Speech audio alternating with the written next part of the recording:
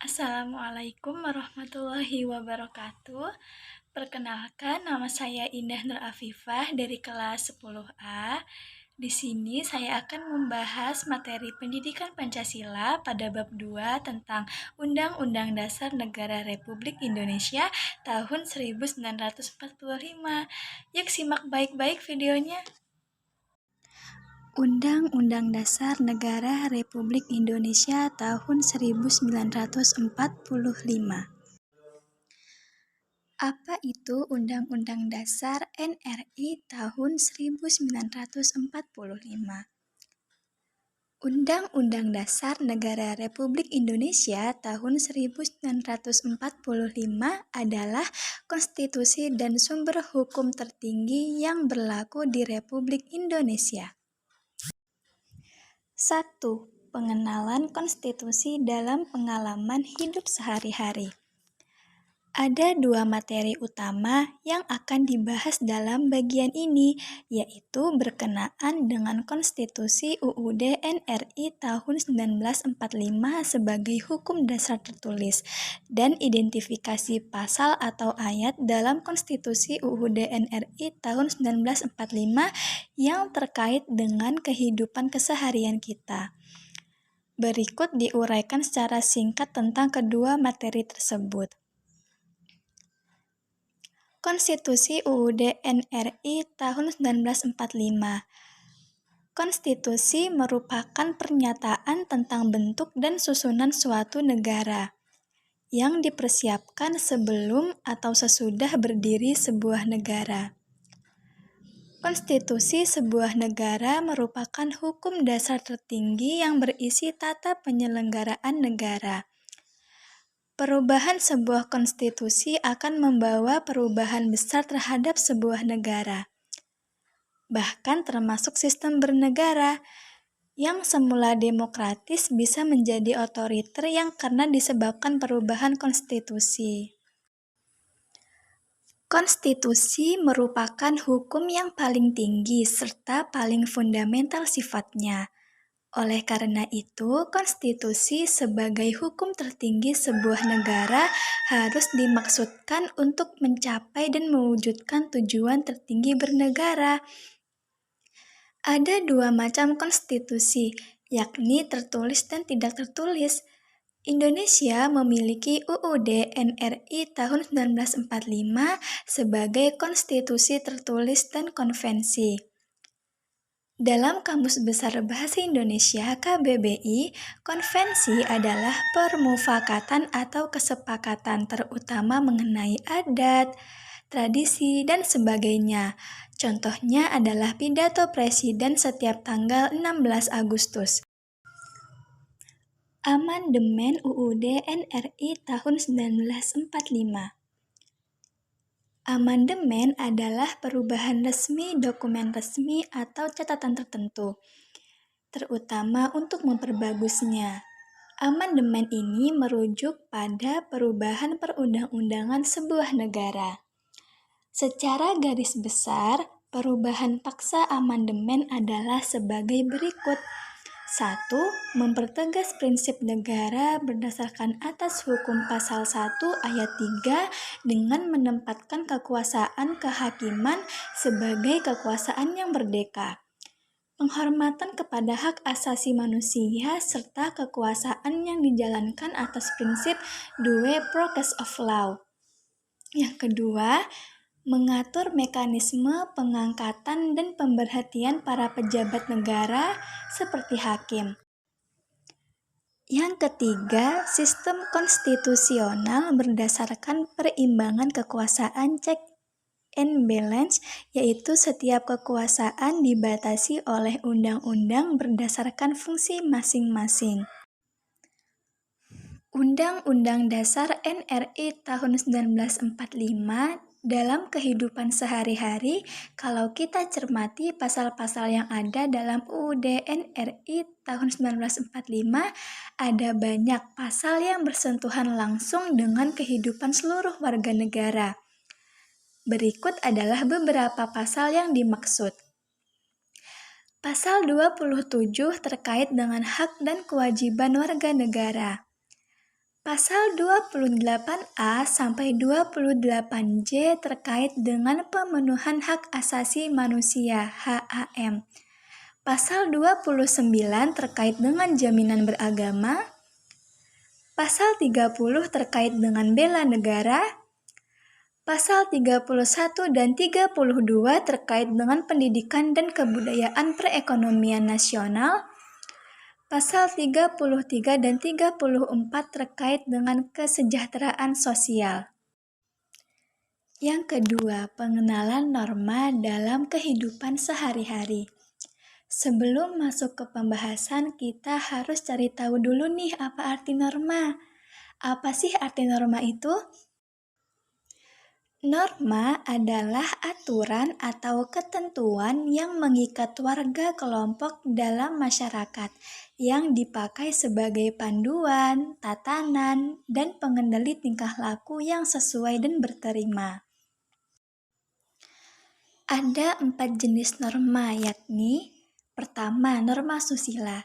Norma susila adalah aturan pergaulan dalam masyarakat yang bersumber dari hati nurani manusia yang berkaitan dengan pemahaman baik dan buruk yang ada dalam kehidupan masyarakat, seperti pergaulan antara pria dan wanita.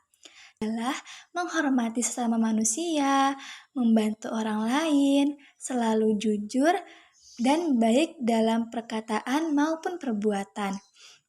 Yang kedua, norma sosial. Norma sosial adalah aturan pergaulan dalam masyarakat yang menata tindakan manusia dalam pergaulan dengan sesamanya, seperti bagaimana berbicara dan bertindak yang sopan. Contohnya adalah membuang sampah pada tempatnya, memakai baju yang tertutup sebagai bentuk sopan santun di Indonesia.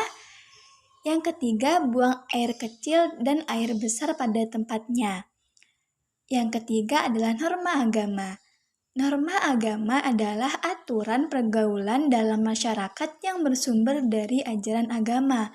Contohnya adalah menghormati atau menghargai orang yang berbeda agama, tidak mengganggu teman yang sedang beribadah, dan tidak mengejek agama lain.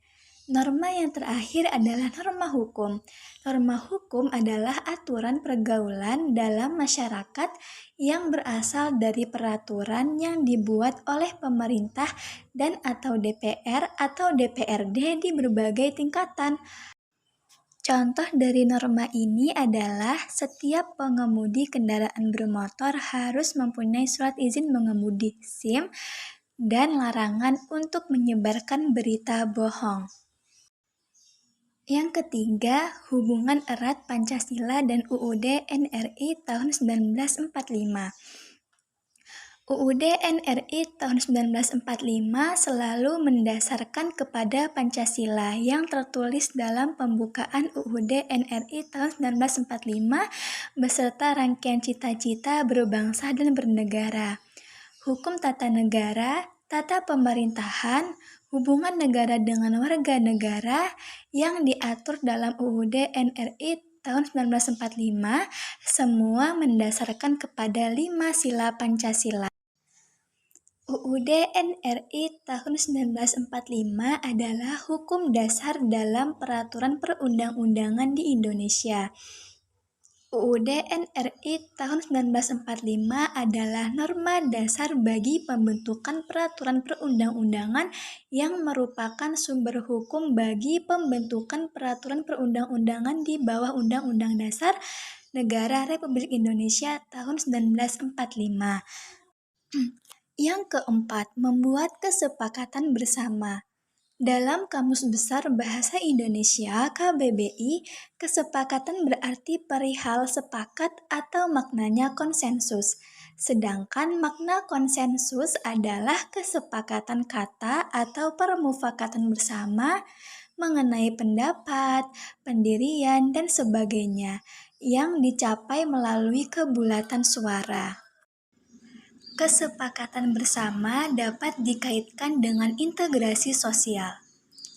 Integrasi sosial merupakan proses penyesuaian di antara unsur-unsur yang saling berbeda dalam kehidupan masyarakat, sehingga menghasilkan pola kehidupan masyarakat yang memiliki keserasian fungsi. Integrasi sosial diperlukan agar masyarakat tidak bubar meskipun menghadapi berbagai tantangan, baik berupa tantangan fisik maupun konflik yang terjadi secara sosial budaya. Dalam integrasi sosial, kesepakatan bersama mewujud dalam bentuk asimilasi, pembauran kebudayaan, dan akulturasi penerimaan sebagian unsur asing. Yang kelima, produk dan hierarki perundang-undangan. Kita memiliki Undang-Undang Nomor 12 Tahun 2011 tentang pembentukan peraturan perundang-undangan. Berdasarkan kepada Pasal 7 Ayat 1 Undang-Undang Nomor 12 Tahun 2011. Berikut adalah jenis dan hierarki peraturan perundang-undangan yang berlaku di Indonesia. 1. Undang-Undang Dasar NRI tahun 1945. 2. Ketetapan Majelis Permusyawaratan Rakyat. 3. Undang-undang atau peraturan pemerintah pengganti undang-undang. 4. Peraturan pemerintah. 5. Peraturan presiden. 6. Peraturan daerah provinsi. Dan yang terakhir adalah peraturan daerah kabupaten atau kota. 6. Hubungan antar peraturan perundang-undangan. Undang-undang tentang pembentukan peraturan perundang-undangan adalah bagian dari pembangunan hukum nasional. Pembentukan peraturan perundang-undangan dari merencanakan sampai menetapkan, melibatkan legislatif dan eksekutif di tingkat nasional dan daerah, juga partisipasi masyarakat. Diharapkan masing-masing produk perundang-undangan dapat sinkron dan saling melengkapi, sehingga dapat menunjang pembangunan bangsa dan negara seperti yang dicita-citakan dalam pembukaan Undang-Undang Dasar NRI tahun 1945.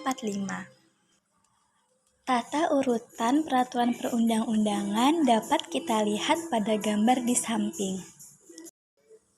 Pembahasan yang terakhir adalah menganalisis produk perundang-undangan.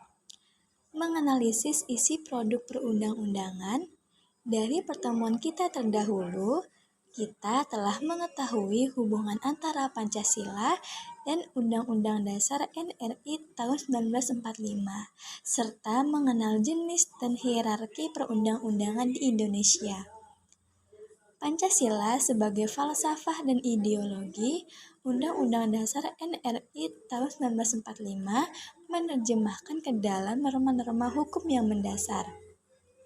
Keduanya menjadi pegangan dalam hidup bernegara, tujuan bernegara, dan bagaimana menyelenggarakan pemerintahan agar memenuhi tujuan bernegara. Produk perundang-undangan tidak boleh bertentangan dengan Pancasila dan Undang-Undang Dasar NRI tahun 1945. Yang kedua, harus merujuk atau memiliki cantolan terhadap pasal atau ayat yang ada dalam UUD NRI tahun 1945. Yang ketiga, isinya harus selaras dan mendukung terhadap peraturan perundang-undangan yang di atasnya. Yang keempat, norma hukum yang ada harus dapat dilaksanakan. Istilah yang digunakan harus jelas dan tidak menimbulkan penafsiran yang bermacam-macam.